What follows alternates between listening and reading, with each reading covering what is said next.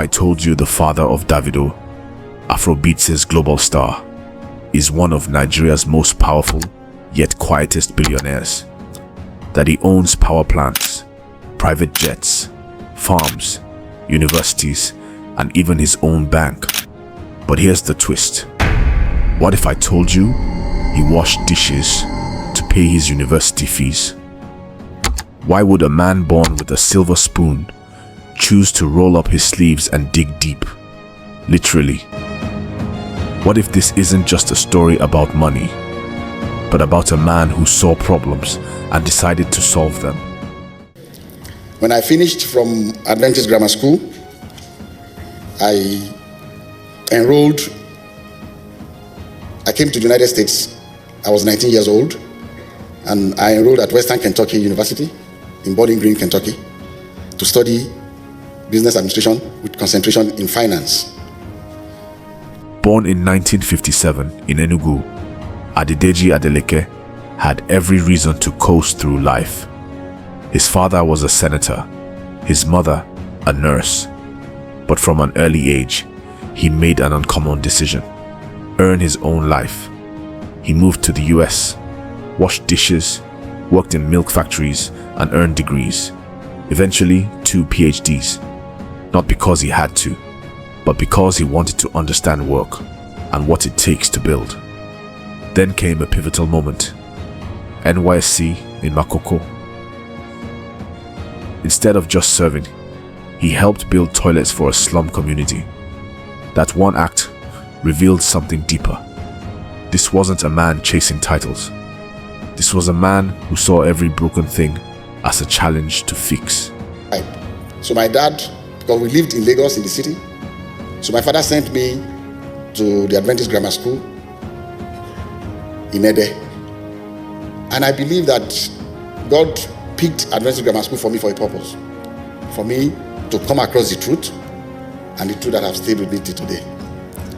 In 1983, Adeleke found a new problem: water. Nigeria's rural and even urban centers struggled with clean water access. So he founded Pacific Drilling, a company focused not on profits but on purpose. He dug boreholes for government and private sectors, turning crisis into opportunity. His first big break came in Osun State.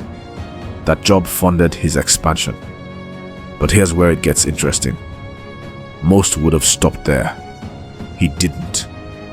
He saw that every problem, water, electricity, food, transport, was simply waiting for a new solution.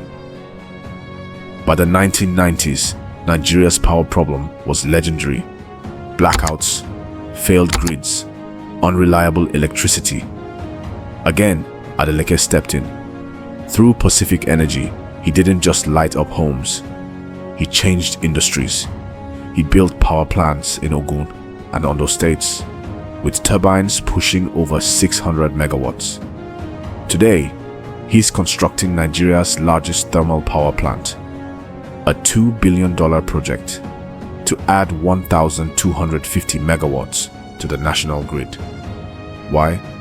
Because he understands something many don't. You can't grow a nation without power. I'm a businessman in Nigeria. I'm in the electricity business. I own power plants.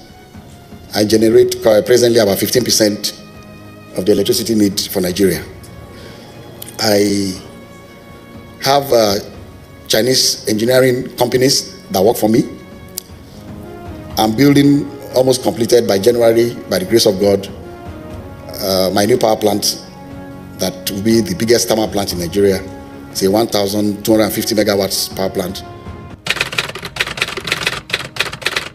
You'd think solving electricity would be enough, but not for Adeleke. He saw another gaping wound. Nigeria was importing food it could grow. Enter Pacific Farms. He began growing rice, maize, cassava, and processing them too. Then came a nationwide food shortage. Prices soared. While others panicked, he scaled up, helping stabilize supply through local production. He wasn't just feeding the people. He was proving a radical idea: Nigeria can feed itself with the right will. But producing food meant moving it. Nigeria's roads? Terrible. Transportation? Expensive and unreliable. Adeleke didn't complain. He created Pacific freight liners, investing in trucks and cargo services. When the 2004 fuel crisis hit, his logistics company became the lifeline, supplying essentials across the country. He understood that to build anything long-term, you need to own the supply chain. By now, Adeleke was investing in real estate. He owned land in Ikoyi, Banana Island, Abuja, even a mansion in Atlanta. Critics whispered, too much, too fast. Then he bought private jets, a Bombardier Global Express 6000 and 605. Why so much luxury? They asked. But once again, they missed the strategy. His jets weren't vanity. They were part of a leasing business. In Nigeria, where executives need private travel, he turned luxury into revenue. Because for Adeleke, even comfort must work. Now, ask yourself, what connects all businesses? Money. That's why he created Pacific Bank, later integrated into Nigeria's evolving financial system. As a director at Unity Bank, he shaped banking strategies that funded agriculture, SMEs, and development. With financial assets generating over $200 million annually, Adeleke didn't just fund industries. He funded the future. But what truly sets Adeleke apart is this. He didn't just build wealth, he built people. Through the Springtime Development Foundation, he's offered thousands of scholarships, funded hospitals, and brought clean water to villages. In 2011, he founded Adeleke University, not for status, but to make education affordable. From rural Osun to the US, his generosity has echoed quietly, yet loudly. If you educate a child, you can change a nation. That's not a quote he said. It's a life he's lived. Some billionaires count their success in profits. Dr. Adedeji Adeleke counts his in futures secured, nations touched.